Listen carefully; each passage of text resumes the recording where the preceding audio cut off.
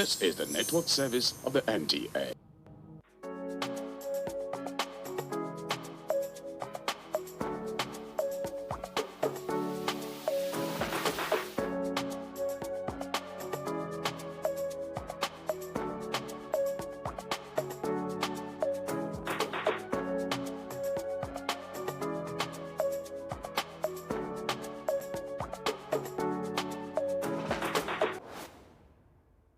Nigeria has had a long list of leaders since it was created and declared a nation. Although the area came under British control in 1861 and was made a colony in 1914, Nigeria gained its independence in 1960 and became a republic in 1963. From the colonial days to military regime and now civilian rule, many Nigerians say the seat of power has played host to the good, the bad, and the ugly. Interestingly, two leaders stand out in their dexterity for navigating through the dictatorial style of military rule to negotiation processes associated with democratic government. Our focus rests on the immediate past president of Nigeria, who served both as a military head of state and a civilian leader of the Federal Republic of Nigeria. Join us as we have a conversation with history with former President Muhammadu Buhari on his stewardship and life after retirement to Daura in Katsina State.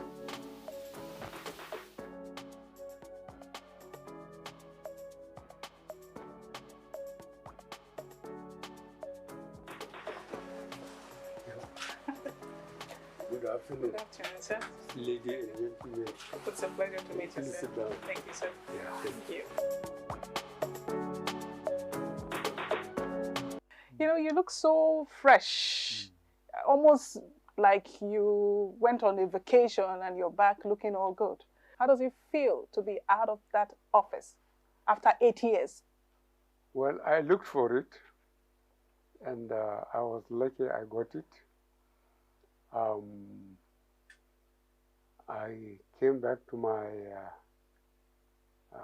birthplace. I go to the farm. I have exercise. I go around the farm. I see the animals. I see my stores. There is a big market on the border. And you know, the donkeys, the cattle, and the camels don't respect border. They can make their way. So this closing of border doesn't make much sense, really. So I have programmed myself so nicely, and I wake up when I like, and I come out when I like. So what do you miss the most about being in office? Miss? Oh dear me. I don't think I miss much. But there must be something you miss. Well, I don't know. People have their opinions. But I thank God. God gave me the opportunity to serve my people and the country. And I did my best. Whether my best is good enough is up to people to judge. For 3 times, you strived, you know, to get into this office. And 3 times, for some reason, you didn't get in. And by stroke of luck or destiny, you came in during the 2015 elections. Of course, for somebody to try 3 times, there's something you set out to achieve. Would you say you achieved it in these 8 years that you were in office? Well, not quite, but I would like Nigerians to reflect. What was the condition in the country before we came in? Especially in the Northeast. Most of the Northeast in the hands of what they call Boko Haram, whatever it means to whoever wants to interpret it the way they wanted to interpret it. And the economy, so security, economy, and then fighting corruption. This was the objective I set myself and the government I led. And I hope Nigerians have been following it and saw the difference. I know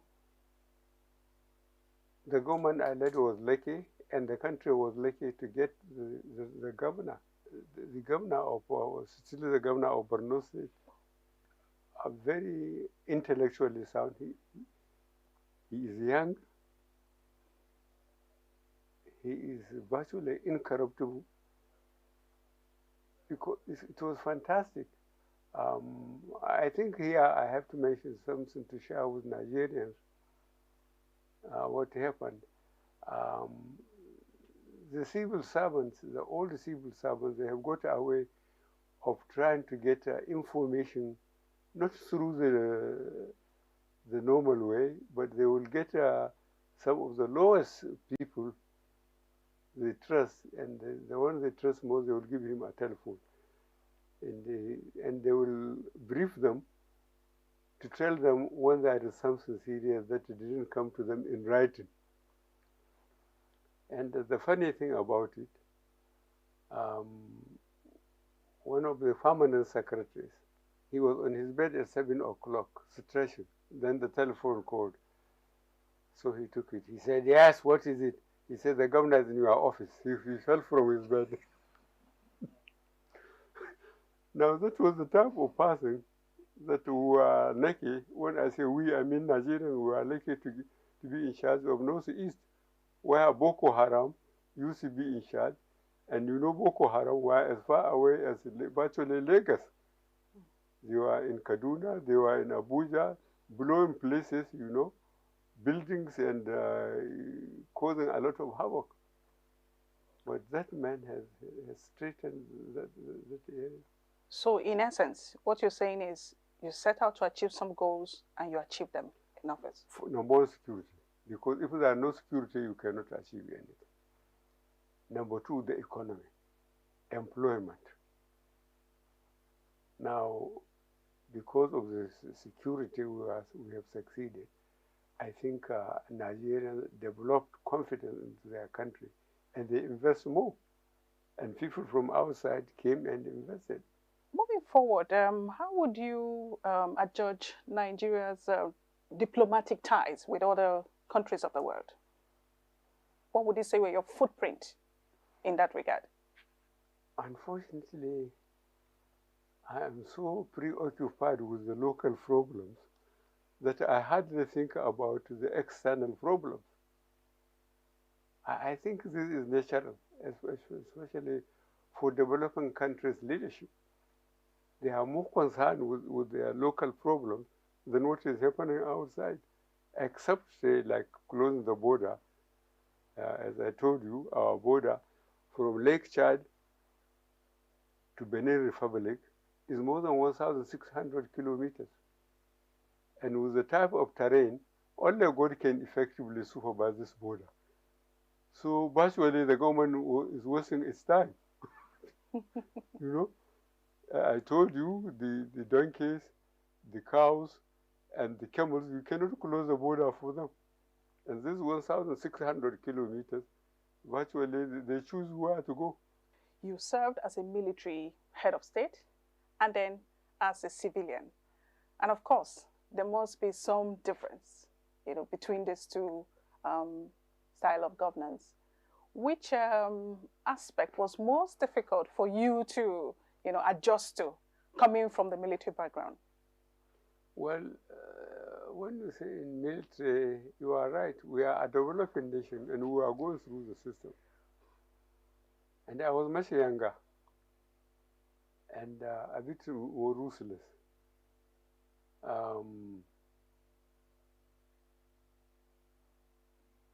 Well, having moved a democratic, civilized regime and come back and brought a military to be in charge, I hope Nigerian intellectuals will be fair to us in the military then and to the country, and make a research and show the difference. As I said, the first thing is security. If you don't secure institutions or a country, you cannot run them properly. So the military, we came in because, as I could recall and led it, we were not satisfied with the accountability of those responsible for accounting the resources and the security of the country to Nigerians. That was why we interfered. We were not satisfied. There was no way you can improve a developing country like Nigeria without being very accountable, in the sense that you have to build institutions to employ people. You can't have such an aggressive, heavy population like Nigeria and think you will sit and enjoy yourself like the rest of developing countries. You can't. This was my personal experience. Leading Nigeria is extremely difficult. It's extremely difficult. People know they are right. They think that they should be there, not you. At virtually every step. And we have to struggle day and night, you know, to see that you are competent enough. I don't think I ever took Nigerians for granted. And so which was your most challenging moment? I mean, you know, we're looking at civilian military rule. Securing the country. As I told you, you go and please try and interview the governor of Borno State. How many local governments were in the hand of Nigerians? Most of the local governments were in the hand of Boko Haram. They were doing what they liked.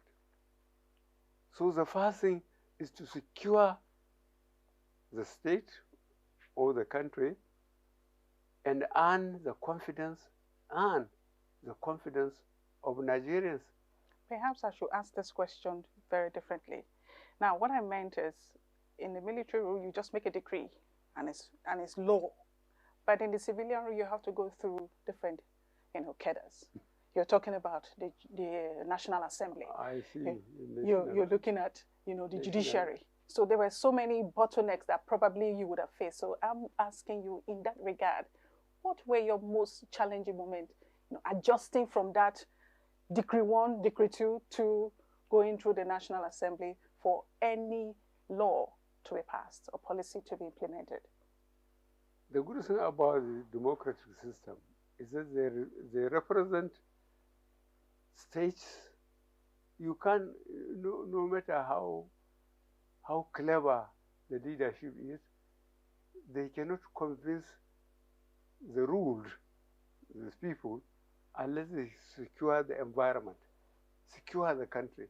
Okay, so adjudge the National Assembly in the 8 years that you were there. Yes, the National Assembly, their first priority, because Nigerians want you know, to do their businesses, you know, to feel secure. Everybody is human. Everybody wants to feel secure. That there are schools for the children. The schools were good enough. You know. So the biggest problem, I believe, the people of the both National Assembly and state assembly is to convince their constituencies that they are passing their message to the center that number one thing is secure the country, secure the constituency. No amount of politicking or dexterity in talking and so on, that you convince people if you can't secure the environment. You are wasting your time. Okay, so we move away from the National Assembly because it just seemed... I really wanted you to describe your relationship with the executive and the National Assembly within that time frame, but... I tell you, I'm not being too difficult on politicians, but I hardly bother because I know the problem their constituency firstly is security. Okay, so we move away from that now and go into this PNID case. it will seem Nigerians have not quite realized what you did as a sitting president there to take us away from what we escaped. And the question would be, I mean, we've just been saved $11 billion. That's no walk in the park. That's no money for ice cream. But in your own wisdom, against all odds, you declined, you refused, you vehemently refused to play games with those who were, proposing that you negotiate and pay off the P&ID agents. What was the reason for that resolution not to negotiate with these people? We thank God that the developed countries, especially the UK, have strengthened their confidence in us by being fair. The judgment. I want to have a clear conscience that the people I lead, I must lead them honestly. Force the weak, guard the weak against the strong, and the strong against the weak. And this is really terrible because Nigerians or human beings, they like to impress, to show that the group they identify themselves within a society was in charge, especially for security and materialism. Those are fundamental, security and materialism. I have been living now in peace for about 6 months.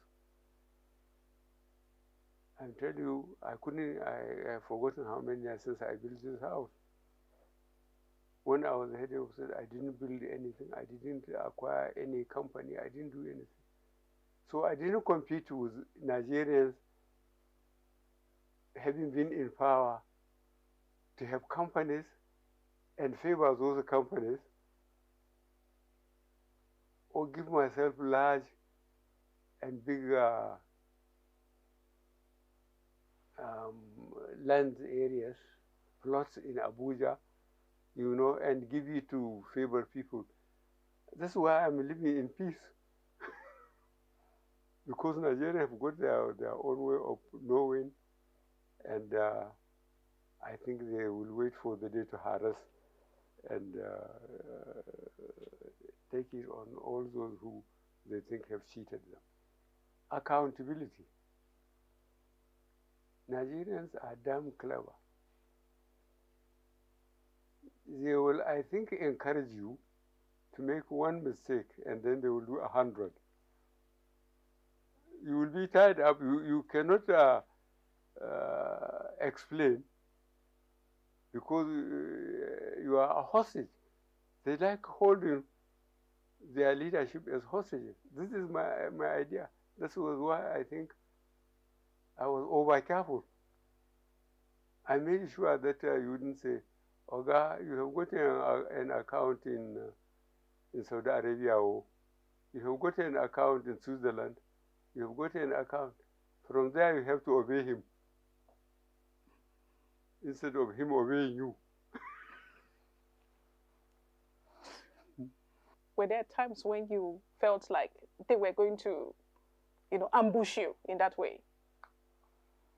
Well, the problem I explained to myself is that I asked for it. As you mentioned earlier, I attempted 3 times, 2003, 2007, 2011. And when I attempted to explain to a group that took interest and were following me, after ending up in Supreme Court the 3rd time, I was expecting sympathy, and the crowd I was addressing laughed at me. I said, God day. And God sent technology, permanent voters card. Before, fraudulent Nigerians would come and say, I will bring you 50,000 votes. How much would you give me? Now, God sent PVC, technology, permanent voters card. He could only lie about his own vote, 1 vote. So you don't even need him. In your own opinion, what did you think clinched it for you in 2015? I mean, we're looking at politics now. You've brought the conversation to that point. What do you think worked for you in 2015? After 3 tries. After 3 tries. 3 tries, yes. I feel to God for the injustices that I went through in 2003, 2007, 2011. And when I came to make my case to you, the press, the rest of Nigerians, instead of expecting sympathy, people laughed at me because I didn't have money, because I couldn't buy influence in any form, either from the so-called influential people or from anybody else. People laughed at me. I said, God there.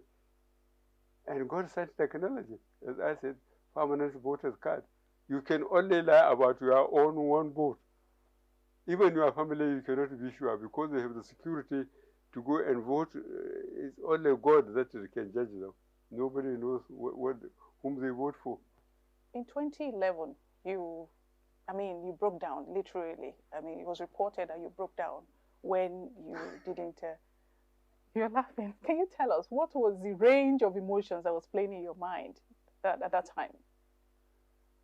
I had nobody to blame but myself.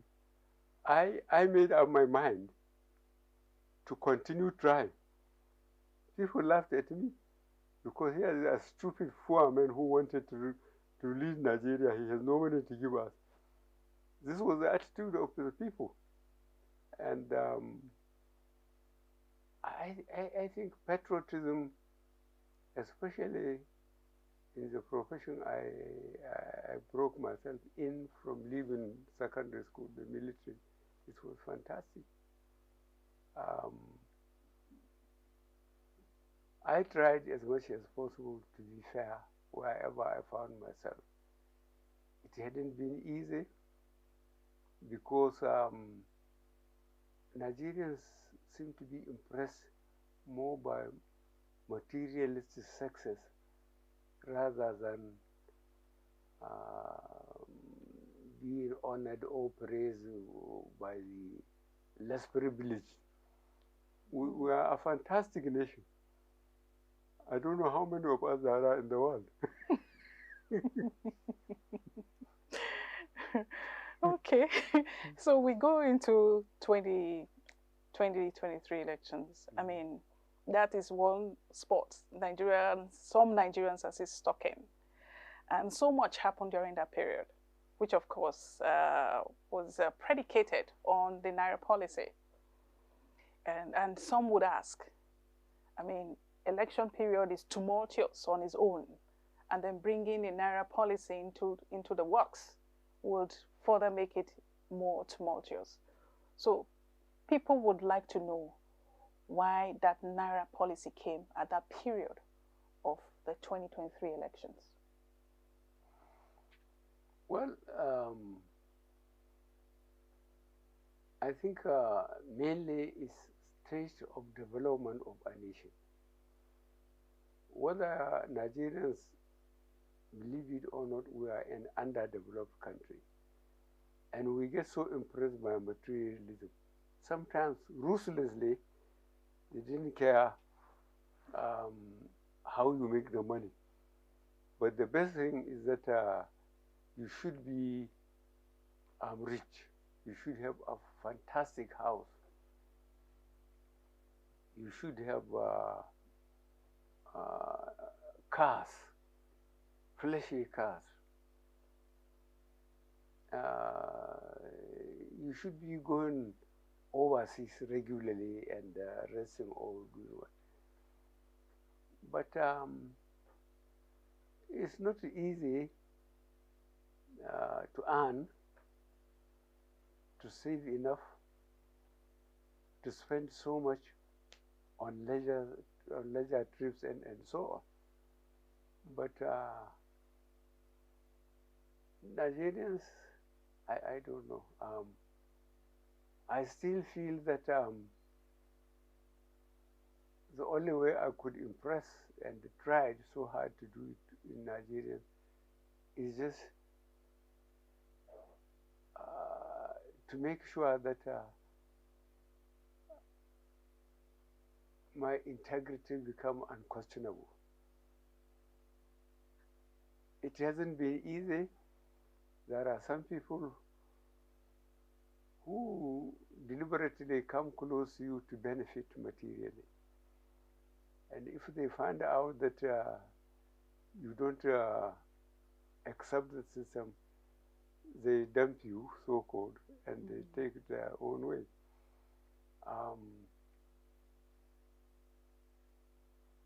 I think as a developing country,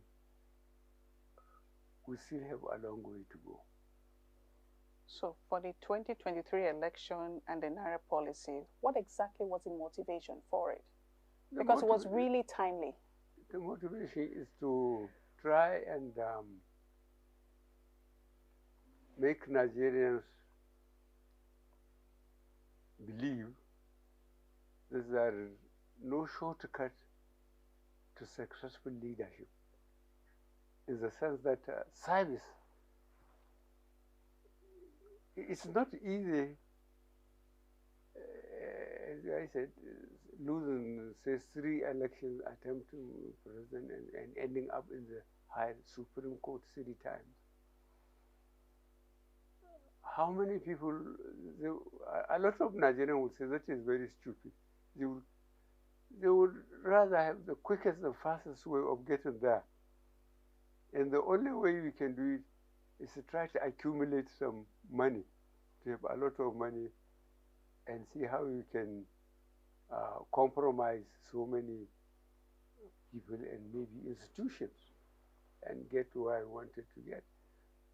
But I think patriotism, if you sympathize with your own people, or with, when I say your own people, ordinary Nigerians, how they struggle to maintain their household, how they maintain to keep their children in schools, the ones they have, to make sure they don't suffer as much as he did or she did. Those who are sensible enough realize it's not easy, and it's a difficult way of doing things. Do they have the courage to take the difficult way of doing things and make sure that they bring up their children well by suffering themselves and make sure that their children get good education? And you know, during that period, we had about 3 governors who even took you to court over this whole naira policy thing. Did it come to you as a shock that your party members were turning against you during that period? No, I was not shocked, because I think I am a practical Nigerian. I like to be remembered as a person of conscience. I try to work hard right from school. I refused to work in the local authority. I ran away. I joined the military.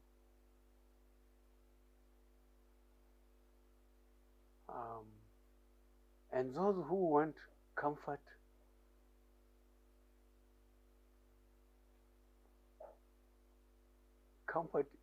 virtually in all definitions, then wouldn't join the military. Because one trouble is gathering momentum. Sensible people understand, and they try to get away from the scene. To go into the military is virtually crazy, and I choose to do the crazy thing. So have you experienced 2007, 2003, 2007, 2011, 2015, 2019, and you're also part of 2023. What electoral reforms would you like to see happen to give our electoral process some level of integrity and credibility? Here, as I said, God sent technology. Technology, as I said, is God sent.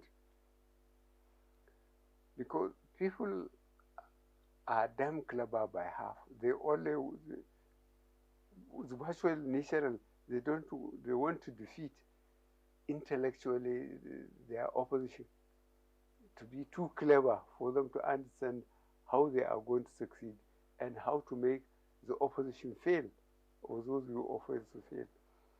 So I think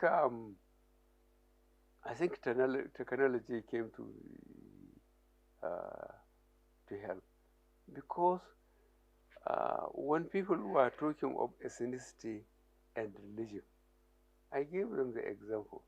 2003, 2007, 2011, the whole Chief Justices are Muslim Northerners. Yet I lost all the elections legally, because I went to the top, up to the Supreme Court. I think the one in 2003 was from Zaria, a House of Fulani men like me. The second one was from Niger State, a Muslim again from the north. The third one from our neighbor Jigawa here, and a Fulani men like me. I all lost.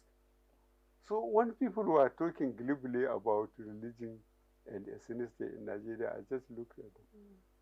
Go and try hard enough. Like you did? Well, I didn't say so. So what would you like to see happen in the electoral reforms?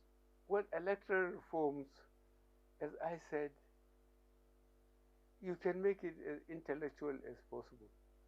But what really is on the ground is what people need.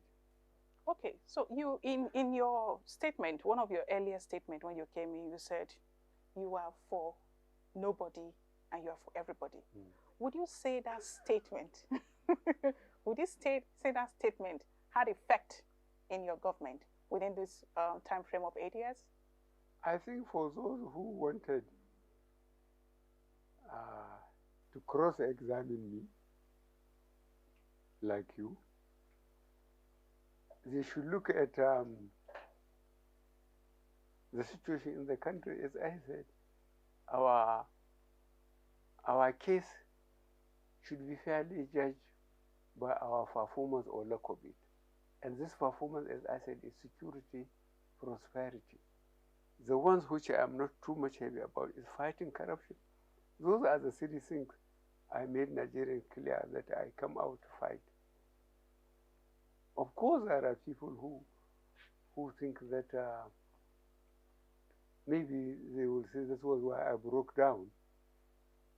They think that who am I to say that I can secure Nigeria, bring prosperity, and stop people taking gifts and so on. I have tried, and I think we succeeded. You just mentioned the three cardinals, which is, of course, security.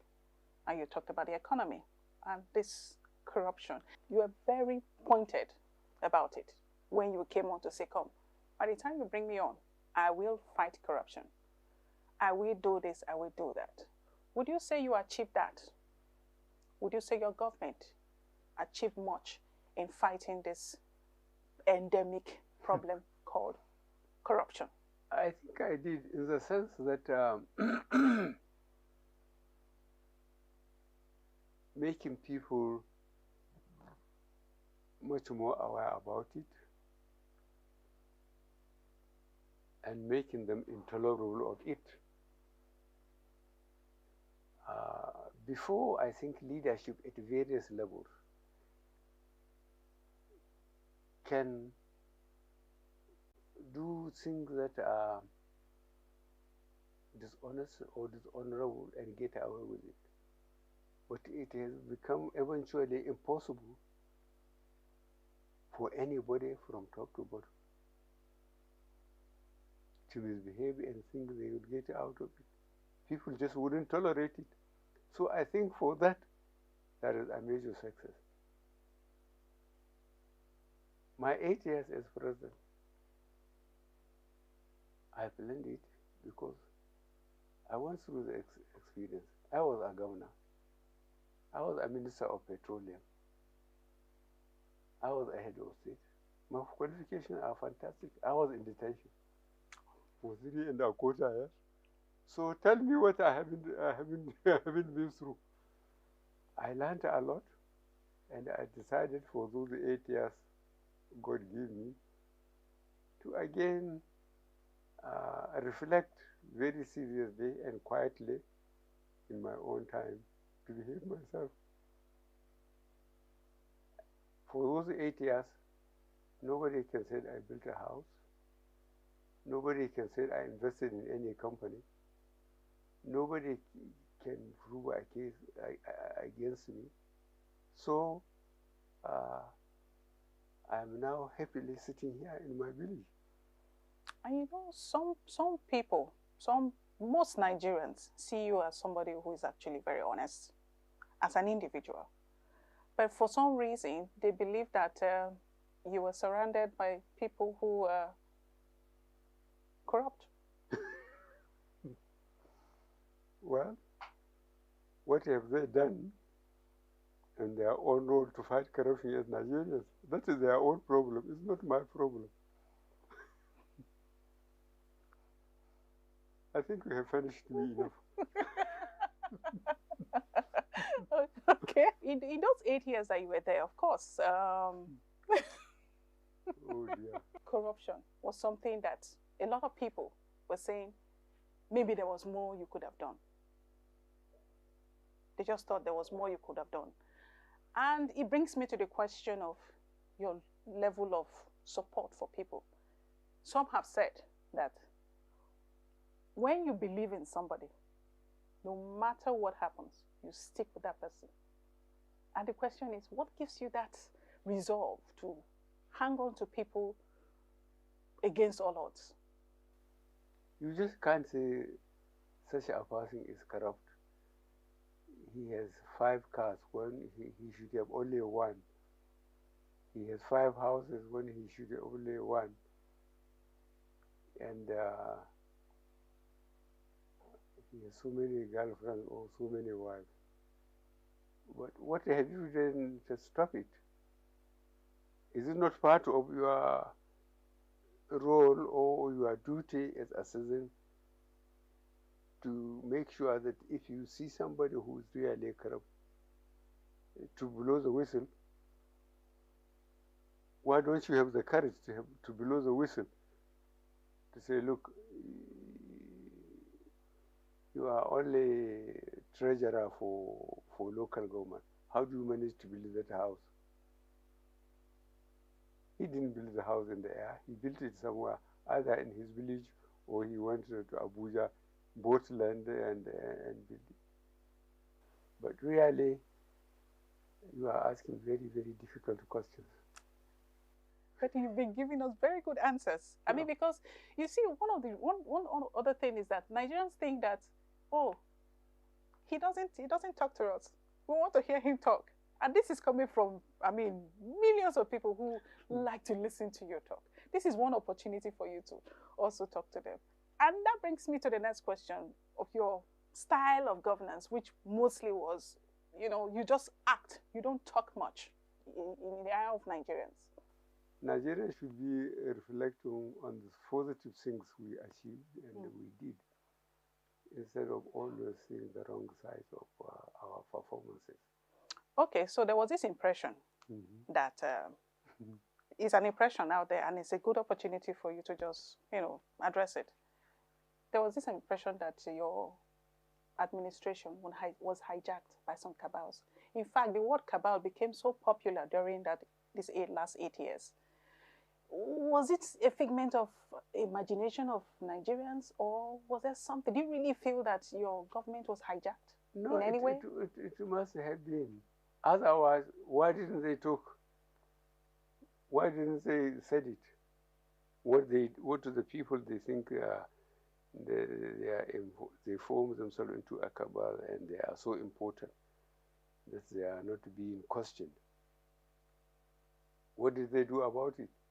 Don't they have a role as Nigerians if things are being done by government. Did you feel it?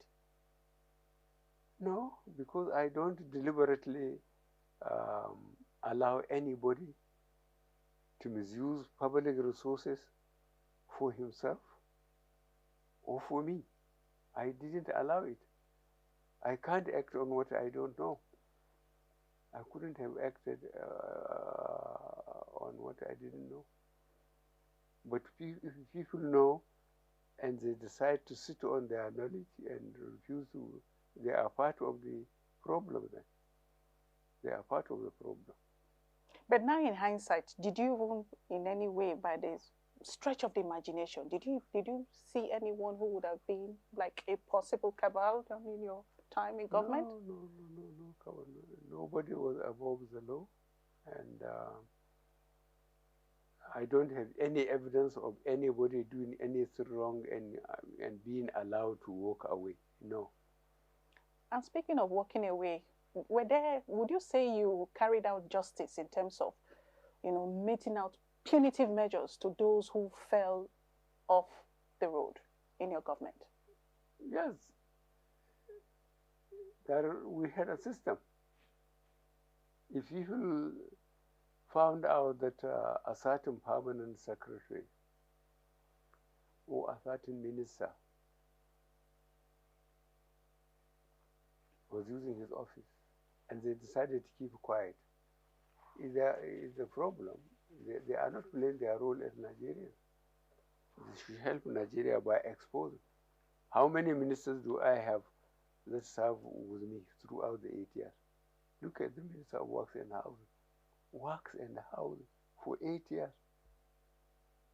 Nobody ever reported that he has given himself a plot or his in-law or his son and so on. Look at the Minister of Aviation. You can say the Minister of Aviation is from my own state, from Kaduna. But the Minister of Works and Housing is from Lagos. But now that you have mentioned the Minister of Aviation, there was also this issue of the Nigerian Ethiopia arrangement that obviously may have gone in smoke because we were expecting Air Nigeria to bet, but for some reason, it's gone into the box of speculation. Well, if I have any major shortcoming that I admit, is allowing people to do their job. If you are Ministry of Finance, Minister, look at the Minister of Finance. You allow her to go because she is a lady like you. You didn't you ask her why there wasn't much money in circulation? I never interfered. I allowed people to do their job as I understand it. But if there is any evidence on anything, I move in. I wouldn't allow it until the damage is done. I don't allow it. In the first months of your administration, you came out to say you have never been this ill. What really was the problem? I think only my doctor can honestly answer that question. So what was it? Because before you came in, you were okay, you were moving around, everything was okay and all of that. But once you got in there for the first 6 months, it would seem, it took you some time to really stand on your feet and say, okay, yes, I'm here to lead. Yes, Nigeria's problem is more than what I expected. We were working within a time frame, and I'm already getting some signals to leave from me alone. to leave. Yes. I agree with them. To leave you alone.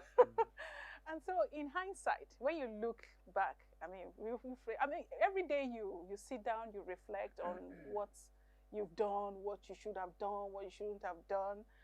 In hindsight, what would you say are the things you would have done differently if you were given same opportunity to rule this country? Under the same system, multi-party democratic system, there wasn't much I could do differently because everything is virtually, we have picked a system from successful developed countries. United States, Europe, successful. okay, the Chinese have succeeded. And I will digress here by telling you a story that I experienced. I did my staff college in India. And one of the students was telling us a story. In 1964, there was a skirmish between Chinese and the Indians on the Himalayas, on their border. The Indians, conventionally trained by the British like us, they prepared their defense facing China. And then the officers, one of the officers, they will hear taps on their shoulders. When they look over, they will see a Chinese. How he got round there, they couldn't imagine. They took them to China. Officers, only officers, they left the other. They took them around China. First they asked them, tell us any book that has been published anywhere in the world that you wanted to read. They brought them the books, somehow. They took them around on a tour. They came back, they say, okay, when we are going around, have you seen anybody hanging around doing nothing on the street? They say no. Have you seen anybody begging for food? They say no. Have you seen anybody not employed on the farm or in the factory? They say, okay, go and do your democracy and we will do our socialism. Well, those officers who are returned to India, most of them were retired because they would say, if it were in China, they would do it this way. So really, Nigerians have been spoiled by a multi-party democratic system. They wanted to do what they wanted to do and get away with it. You can't have your cake and eat it. This is what it is like. I know that. And that is why I was asking if there's something that, before now you were scrambling to get in there. You got in there. Now you've seen it. You've seen the room. You've seen everything about it. If given another opportunity, would you have made all this effort you made to go in there to do what you did? Or would you have done it differently? No, I wouldn't. I beg your pardon, sir? I wouldn't do anything differently because I try to do it through the system. I try to follow the Constitution because I swear by the Holy Quran. And that's to be accountable for your actions as a leader. And that's no joke in Nigeria. Whether you do well or badly, they will keep on abusing you until you leave office. It would be okay for us to talk about, have this conversation without looking at that Ruger policy. You really pushed hard for it. What was your dream? What was your vision for Ruger? Well, I think first I would say I'm a product of Ruger. I understand it. My problem is, I think it is not scientific in the sense that whatever system you want for this country, you have to look at the population explosion. I could recall this area using to belong to us.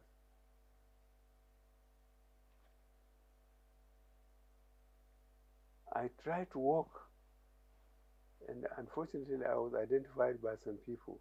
I tried to walk. All this area has been built up.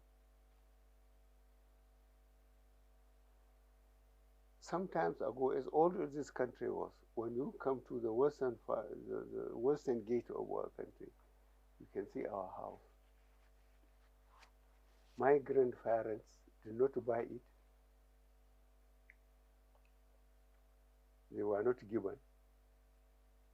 It was bush, they cut it. But look at it now.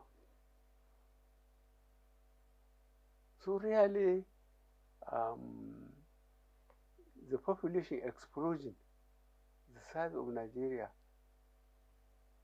I hope it will not be a threat to its stability.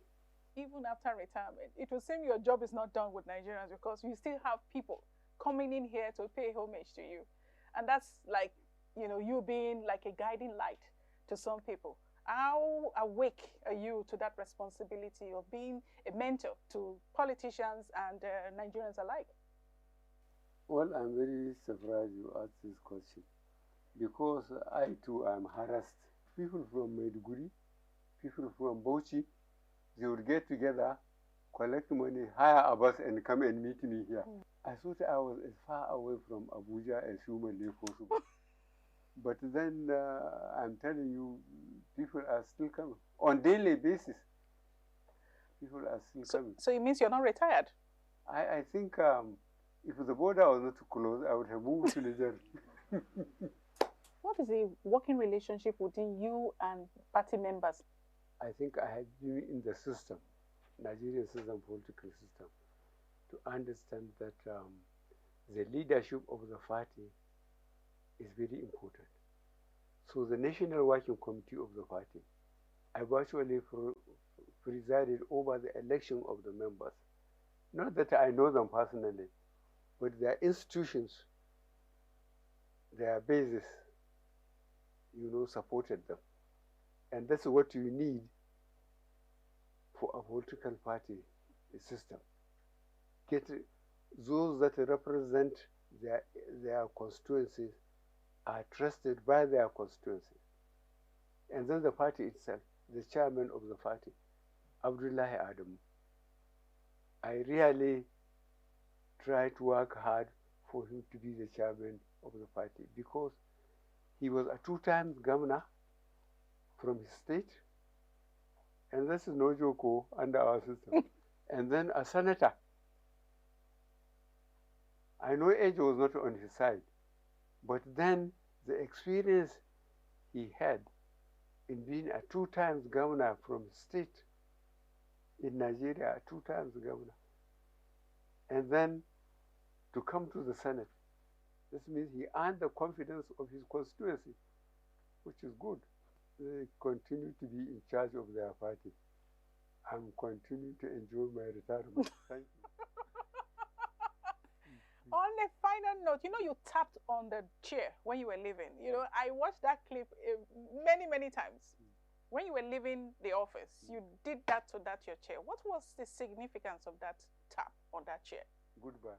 Oh. And so on that note, I want to say thank you so much. Thank you so much. I hope we didn't harass you too much. I hope you did. Thank you. Oh. There's this, human aspect of you that a lot of Nigerians do not know. They see you as a very tough man who has no, blood flowing through your veins. But as it is seen, you are as normal and as lively, as friendly as anybody would imagine. And I want to say thank you so much for giving me this opportunity, to ask you these questions on behalf of Nigerians. Thank you very much. And so on that note, I want to say thank you so much for being part of this week's edition of Conversation with History. Until next time, when we come up with another blockbuster, be kind to one another and stay well. Yes.